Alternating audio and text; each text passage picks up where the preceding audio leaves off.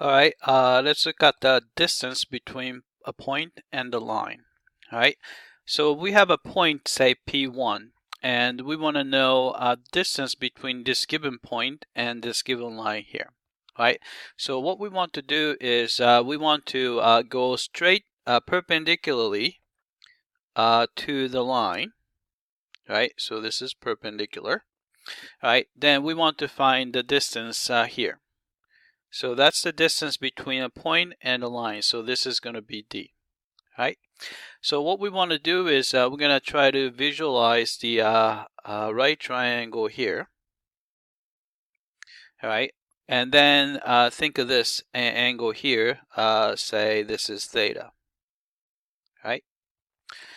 So if you want to find the length between P0 and P1, so we can think of a vector from P0 to P1. We can just take the magnitude of vector P0, P1. Right? So that's going to be the length of this vector. And in order to find D, all you have to do is take the magnitude of vector P0, P1 and multiply by sine of theta. So D is really magnitude of a vector P0, P1 times sine of theta. All right? And so what we can do is we can actually think of it as a cross product. So D is going to be equal to, right? So it's going to be the magnitude of the cross product, right? So you have, let's see, vector P0, P1, and we take the cross product with the direction vector of the line, which is V, right? But we don't want the magnitude of V to affect the distance, so we make it unit length. So divide by V. Then you take the magnitude, right? And another way to write that is you take the magnitude of the P0, P1 cross product with V. Then you just have to divide it through by magnitude of V, right? Like I said in class, you can see that this is orthogonal direction or a perpendicular direction. So if you're looking for the component that is perpendicular to the given vector, we're going to use cross product. If you want to know the projection onto that given vector, then we're going to use the dot product. In this case, this is a component perpendicular to the given vector, so we're going to use the cross product. All right, so let's use this to find the distance between point 4, 1, -2 to the line, given line here. All right, so let's do that. All right, so we have to say given point, so I'm going to call this guy P1.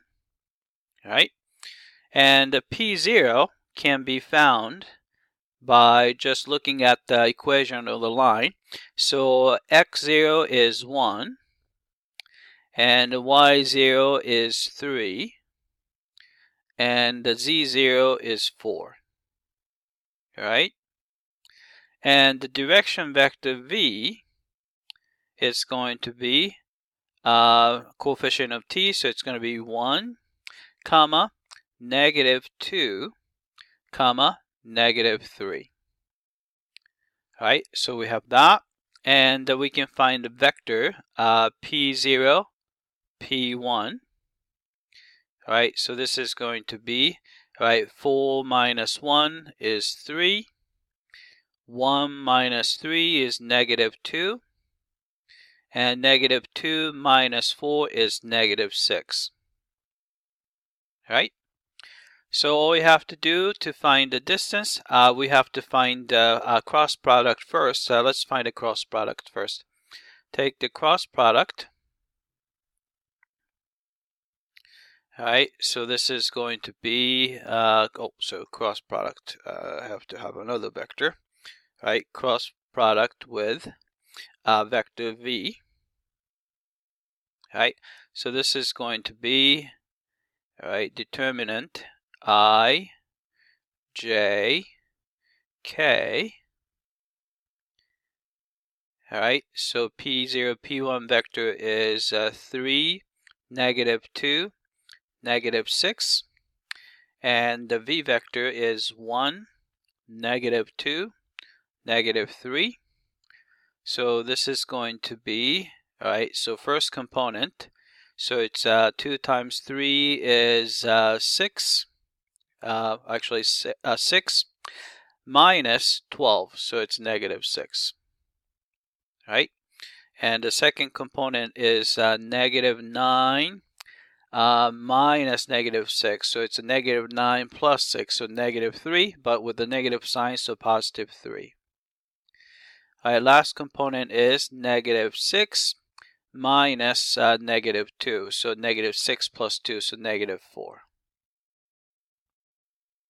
All right, so the distance is going to be, so distance, all right, we have to take the magnitude of this guy. So maybe I'm gonna go ahead, let's just write that down. Magnitude of this cross product, -6, -3, -4, and then we're gonna divide it by the magnitude of v. So magnitude of v, which is 1, -2, -3. All right, so let's do that. So this is going to be square root of, all right, 6 squared would be 36, plus 3 squared would be 9, and plus 4 squared is 16. All right, so we have that. And on the bottom, 1 squared is 1, and 2 squared is 4, and 3 squared is 9. All right, so this is going to be square root of, I'm going to put the square root on both.